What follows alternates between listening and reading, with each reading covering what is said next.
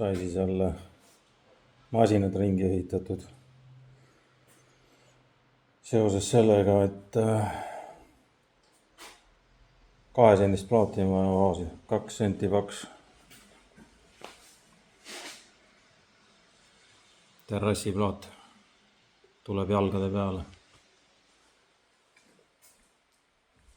Sellise jalaga.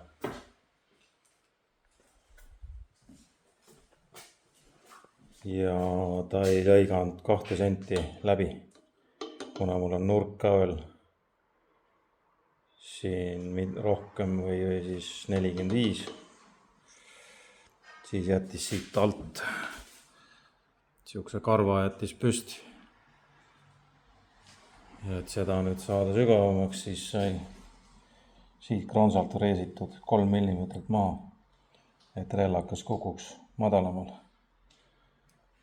Aga seoses sellega jälle hakkas siit kõik jälle ette jääma sellele. Siit sai siis rellakaga jälle kivi nii-öelda lõigatud, nagu ma ühes videos juba rääkisin, see metall on mingi jõhker metall. Siit ruumi juurde, sest muidu hakkas see siia vastu käima, jälle oli tuksus. Ja nüüd ma häälestasin teda siin, ma ei tea, joh ei tii kui kaua jälle. Kui sa siin midagi muudad, siis kõik tuleb uuesti reguleerida. Aga muidu ilma selleta, hea masin on tegelikult. Kahju, et peab juue palju ratsima teda ringi. Et palju õnne, kui neid peaks käsitsi tegema. Neid on vaja meil teha kokku. See on nüüd siis 60 × 1,20 m plaat. 50 jooksvat meetrit.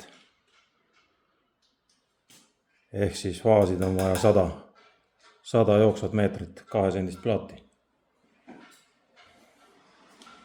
Et hakata tootma selliseid mooduleid. 25 × 40 umbes. See on lihtsalt prooviks siia tehtud.